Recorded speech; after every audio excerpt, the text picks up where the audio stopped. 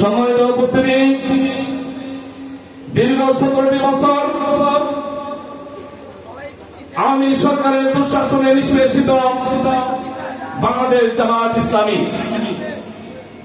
জামায়াত ইসলামের উপরে এমন কোন অত্যাচার নির্যাতন নেই যে অত্যাচার নির্যাতন যে নিষ্পেষণ বিগত সরকার আমাদের উপর করে নাই।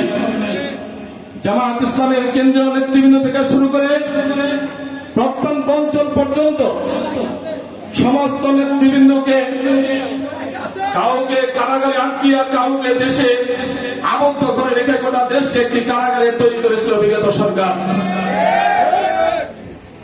সকল কিছু মিলিয়ে সরকার মনে করেছিল জামায়াত ইসলামের উপর অত্যাচার নির্যাতন নিপীড়ন করে এই সংগঠনকে নিষ্পেষণ করে শেষ করে দিবে। কিন্তু আল্লাহ অশেষ মেহেরবানি,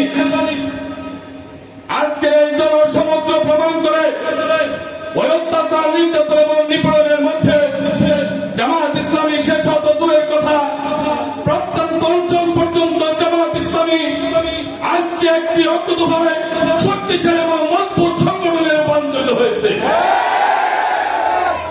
আমরা আজকে বলতে চাই এটা আমাদের কোন কৃতিত্ব নয়, আল্লাহ রাব্বুল আলামিনের নিজস্ব ঘোষণা, ইউরিদুনা লিইউতফিউ নূরাল্লাহি বিআফওয়াহিহিম, বাতিলরা তাদের মুখের ফুৎকারে তারা ইসলামকে নিষ্পেষিত নিভিয়ে দিতে চায়। কিন্তু আল্লাহর প্রতিশ্রুতি হচ্ছে ইসলাম এবং ইসলামী আন্দোলনকে তিনি তার নিজ দায়িত্বে সর্বসময় শক্তিশালী এবং প্রজ্বলিত করে আলোকিত করে মানুষকে হিদায়াতের দিকে নিয়ে যাবে ইনশাআল্লাহ। এই দেশ থেকে আল্লামা সাঈদী সাহেবের ঘোষণা অনুসারে ইঁদুরের লক্ষ্য পায় নাই, শেষ পর্যন্ত ইন্ডিয়াতে গিয়ে পালাতে বাধ্য হয়েছে। আমরা আজকে বলতে চাই আল্লামা সাঈদী সাহেবের প্রতিটি ঘোষণায় আজকে বাংলাদেশের প্রতিটি মানুষের কাছে বাস্তবায়িত হচ্ছে। আমরা আজকে রাজপথে আছি, রাজপথে থাকবো, রাজপথে ইসলাম প্রতিষ্ঠা না হওয়া পর্যন্ত অকুতোভয় সৈনিকের মতো বাংলাদেশ জামায়াত ইসলামী ছাত্র শিবির অত্যন্ত সাহসিকতার সাথে বলিষ্ঠতার সাথে প্রত্যন্ত অঞ্চল পর্যন্ত ওই আল্লামা সাঈদী সাহেবের স্লোগান অনুসারে ইসলামী রাষ্ট্র প্রতিষ্ঠার প্রত্যয় নিয়ে আমরা রাজপথে কাজ করে যাবো ইনশাআল্লাহ। সম্মানিত ভাইরা আমার, আজকে আমরা আমার আওয়াজ যে যেখান থেকে শুনছেন, আমার বিশ্বাস আওয়ামী লীগের অনেক ভাইরা আমার আওয়াজ শুনছেন। আমি আপনাদের বিবেকের কাছে প্রশ্ন রাখতে চাই, বিগত 17টি বছর আওয়ামী লীগ ক্ষমতায় ছিল, ক্ষমতা থাকার মধ্য দিয়ে এই বাংলাদেশে যে শাসন ব্যবস্থা উপস্থাপিত করেছে, উপহার দিয়েছে, আজকে জাতির কাছে সেটা পরিষ্কার। এদেশের অর্থ ব্যবস্থাকে ধ্বংস করেছে, এদেশের শিক্ষা ব্যবস্থাকে ধ্বংস করেছে, এদেশের বিচার ব্যবস্থাকে ধ্বংস করেছে, এদেশের নির্বাচন পদ্ধতিকে ধ্বংস করেছে, এদেশের গণতান্ত্রিক অবস্থানকে ধ্বংস করেছে, এদেশের ইসলাম এবং ইসলামী মূল্যবোধের ইসলামী ব্যক্তিত্ব আল্লামা সাঈদী সাহেবকে হত্যা করে ইসলামকে নিষ্পেষণ এবং ইসলামকে নির্মূল করার জন্য ভারতের নির্লজ্জতা বাস্তবায়নের জন্য কাজ করেছে।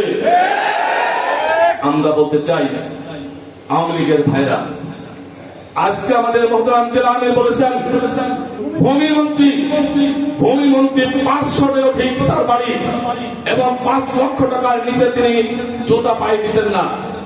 আমরা বলতে চাই আওয়ামী লীগের ভাইরা, আমরা বললে তো আপনারা লজ্জা পাবেন এবং আপনারা বলবেন যে আমরা বিরোধিতার খাতিরে বলছি। আপনার নেত্রী বিতাড়িত প্রধানমন্ত্রী তিনি স্পষ্ট ভাষায় বলেছেন আমার বাড়ির চাকর 400 কোটি টাকার মালিক, হেলিকপ্টার ছাড়া করে না। আমরা বলতে চাই একজন প্রধানমন্ত্রীর বাড়ির চাকর যদি 400 কোটি টাকার মালিক হয়, তাই এদেশের এমপি মন্ত্রীর কত হাজার কোটি টাকা তসরুপ আত্মসাৎ করেছে, এই দেশকে ধ্বংস করে দিয়েছে। আমরা বলতে চাই এই জাতি অবশ্যম্ভাবী, এই জাতি এই আওয়ামী লীগের এই দুঃশাসনের এই দুর্নীতির এই অন্যায়ের বিচার অবশ্যম্ভাবী করবে। সংগ্রামী ভাইরা, সর্বোপরি আমার বাংলাদেশ জামায়াত ইসলামের কর্মী ভাইদের উদ্দেশ্যে বলতে চাই, আমাদের কাজ মনে রাখতে হবে, আমরা নির্যাতিত হয়েছি, আমরা নিপীড়িত হয়েছি, আমরা জেল খেটেছি, আমাদের নেতৃবৃন্দকে আমরা শাহাদাতের মাধ্যমে আমরা কবরস্থ করেছি। আমাদের নেতৃবৃন্দকে বিশেষ করে আমাদের আমিরে জামাত মতিউর রহমান নিজামী ভাই থেকে শুরু করে আল্লামা সাইদি সাহেব পর্যন্ত সমস্ত নেতৃবৃন্দকে অন্যায় ভাবে আমাদের কাছ থেকে ছিনিয়ে নিয়েছে। আমরা বলতে চাই, আজকের আমিরে জামাত ডাক্তার শফিকুর রহমান মানবতার ফেরিওয়ালা, তিনি আজকে বলেছেন সমস্ত রাজনৈতিক যে নিষ্পেষণ এবং নির্যাতন হয়েছে, এই নিষ্পেষণ এবং নির্যাতনের ফৌজদারি আইনে মামলা হবে, কিন্তু আইন হাতে উঠায় নিয়ে কাউকে নির্যাতন এবং নিষ্পেষণ করার কোন অধিকার আমাদের নেই।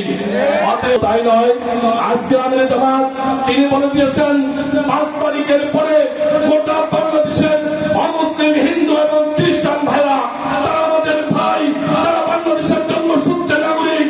আমরা যেমন মুসলমানদের এখানে নাগরিকত্ব নিয়ে আসি, আমাদেরকেও ওই অমুসলিম ভাইদেরকে নাগরিক অধিকার দিয়ে তাদের নিরাপত্তার দায়িত্ব আমাদেরকে নিতে হবে। সামনে দুর্গা পূজা রয়েছে, এই দুর্গা পূজায় কুচক্রী মহল যারা ঢাকা বিশ্ববিদ্যালয় গতকালকে ছাত্র হত্যা করে মিছিল করেছে, কাল রাতে প্রমাণ করেছে ওই ছাত্রকে হত্যা করেছে ছাত্রলীগ।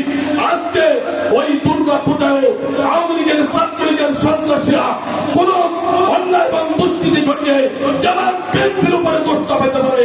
এই ক্ষেত্রে আমাদের গণতন্ত্র পাওয়ানি হয়ে ওই পূজা উদযাপনের জন্য সার্বিকভাবে তাদেরকে নিশ্চয়তা দিতে হবে।